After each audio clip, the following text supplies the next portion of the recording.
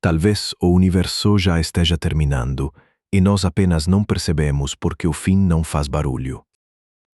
Talvez o silêncio que atravessa a noite não seja vazio, mas um sinal atrasado de algo que já aconteceu.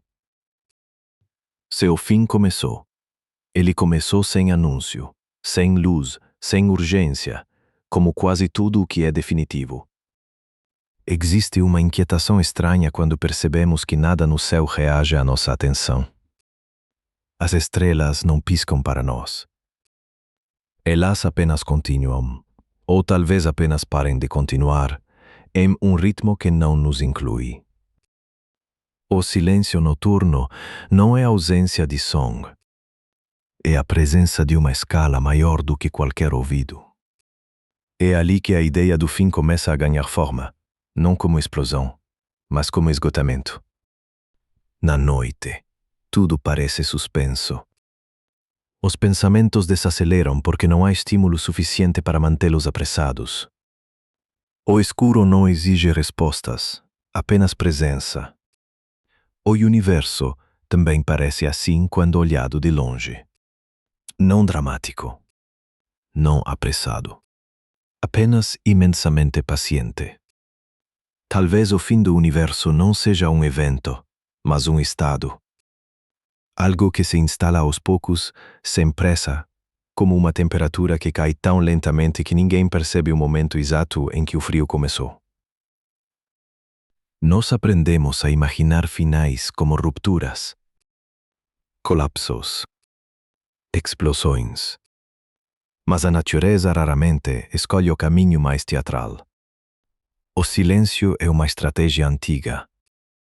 Ele não chama atenção. Ele não avisa. Ele apenas permanece. Quando olhamos para o céu profundo, não vemos o presente. Vemos camadas de passado empilhadas umas sobre as outras. Luzes que viajarão por tanto tempo que talvez não exista mais nada onde elas nasceram. Algumas estrelas que ainda vemos já não existem. O brilho queda, mas a fonte se foi. Isso significa que o desaparecimento pode acontecer sem apagar imediatamente seus sinais. Talvez o fim do universo funcione da mesma forma. Talvez já tenha ocorrido em algum nível que ainda não alcançou nossa percepção. Talvez estejamos vivendo dentro do eco de algo que terminou. Há conforto e desconforto nessa ideia. Conforto porque nada precisa ser feito. Desconforto porque nada pode ser feito. O espaço parece vazio, mas não é simples assim. Mesmo o quase nada carrega energia, flutuações, possibilidades. Ainda assim, existe uma tendência sutil, quase educada, em direção à dispersão. As coisas se espalham. O calor se dilui. As diferenças se suavizam. Nada precisa quebrar para acabar. Basta que pare de se reorganizar.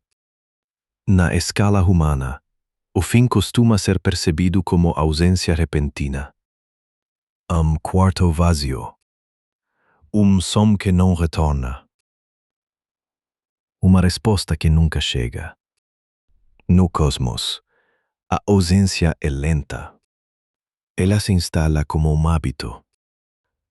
Dia, nada acontece, e isso passa a ser o padrão. A ciência tenta descrever esse processo com palavras precisas, mas as palavras sempre chegam atrasadas em relação ao que tentam capturar. Elas apontam, mas não seguram. Quando falamos em expansão, falamos em distância crescendo. Mas raramente pensamos no que se perde entre os pontos que se afastam. Não apenas matéria, mas relação. A distância não é apenas espacial. É informacional. É a dificuldade crescente de qualquer coisa influenciar outra. Um universo que se expande demais não explode. Ele se esquece de si mesmo. As regiões se tornam estranhas umas às outras. Causas deixam de alcançar efeitos. Eventos deixam de ter testemunhas. Nesse cenário, o fim não é um ponto final. É uma frase que vai perdendo palavras até restar apenas espaço em branco. A noite ajuda a imaginar isso. Porque nela, os limites do visível recuam. O que resta é sugestão, não confirmação. O silêncio noturno não explica nada. Mas ele cria espaço para que perguntas existam sem a obrigação de resposta. Talvez seja assim que o universo termina. Não com uma resposta definitiva, mas com a retirada lenta das perguntas.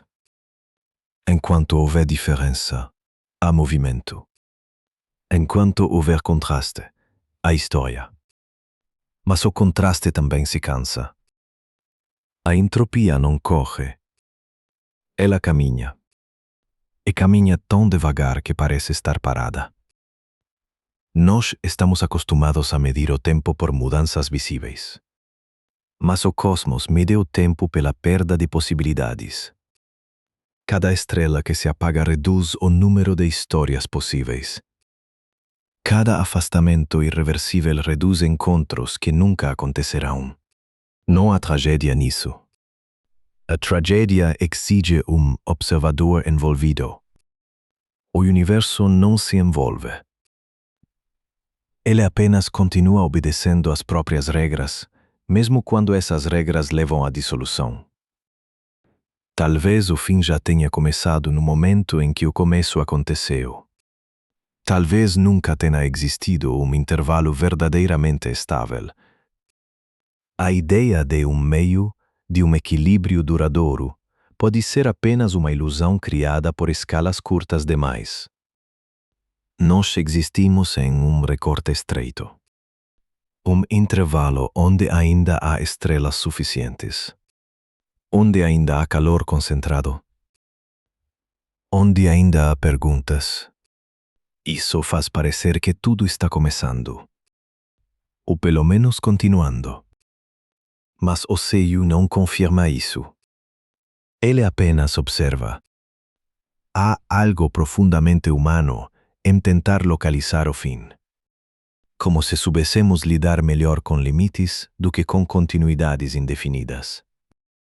Dizer que algo termina dá forma ao medo. Mas dizer que algo está lentamente se desfazendo dissolve até o próprio medo. O universo pode estar cansando. Não de forma consciente. Não de forma dramática. Cansando como um sistema que já realizou todas as variações interessantes. E agora apenas repete, com menos energia a cada ciclo. Isso não invalida o agora. Pelo contrário, talvez o torne mais raro. Porque existir em um momento onde ainda há estrutura é existir em um intervalo improvável. A noite, quando observada com atenção, lembra disso. Ela não promete amanhecer. Ela apenas permite que ele aconteça, se acontecer. O fim do universo não precisa ser temido. Mas também não precisa ser romantizado. Ele pode ser apenas o destino natural de tudo que começou organizado demais. E talvez, neste exato instante, enquanto o céu parece imóvel e silencioso, algo fundamental já esteja se afastando além de qualquer possibilidade de retorno, sem pressa, sem ruído, sem deixar vestígios claros, como uma ideia que se perde antes de ser formulada ou como uma luz que continua viajando, mesmo depois de a fonte ter se apagado. O fim não precisa chegar para que algo termine. Às vezes, basta que pare de avançar. O que avança em uma direção onde ninguém mais consegue olhar. Se o universo está acabando, ele não nos pede permissão. Ele não envia sinais claros. Ele não ajusta sua escala para caber na nossa ansiedade. Existe uma estranheza em aceitar isso. Porque fomos treinados a procurar clímax, a esperar resoluções. Mas o cosmos não constrói narrativas. Ele constrói processos. E processos não têm pressa em concluir. Talvez o que chamamos de fim seja apenas o momento em que deixamos de ser relevantes para a equação, Não por falha. mas por desproporção. O universo não precisa de observadores para continuar. Mas os observadores precisam do universo para perguntar. Quando as perguntas cessam, algo se fecha, Não no espaço. mas no significado. A ciência descreve cenários. Expansão eterna. Arrefecimento gradual. Matéria cada vez mais rarefeita. Mas essas palavras são mapas. E mapas não sentem o frio que representam. O verdadeiro desconforto não está no frio final. Está na ideia de um tempo onde nada novo acontece. Onde toda a diferença possível já aconteceu antes. Universo sem novidade não é vazio. É exausto. Não exausto como um corpo cansado, mas como um livro onde todas as combinações de palavras já foram lidas. Ainda há páginas, mas não há surpresa. Talvez esse seja o verdadeiro silêncio final. Não a ausência de som, mas a ausência de contraste. Tudo na mesma temperatura. Tudo igualmente distante. Tudo igualmente irrelevante para tudo mais. Nesse estado, o tempo ainda existe. Mas não marca nada. Sem eventos, o tempo perde função. Ele passa, mas não transforma. E transformar sempre foi a única coisa que fez o tempo parecer real. Nós existimos enquanto algo muda, enquanto algo pode ser diferente. Por isso a ideia do fim incomoda. Não porque deixaremos de existir, mas porque a possibilidade de diferença deixa de existir. Sem diferença, não há história. Sem história, não há observador. Talvez o universo esteja caminhando para um estado onde observar não faz mais sentido. Onde não há posição privilegiada. Onde não há centro. A noite oferece um ensaio desse estado. Quando tudo se torna silhueta. Quando as formas importam menos do que os intervalos entre elas. No escuro, não vemos o todo.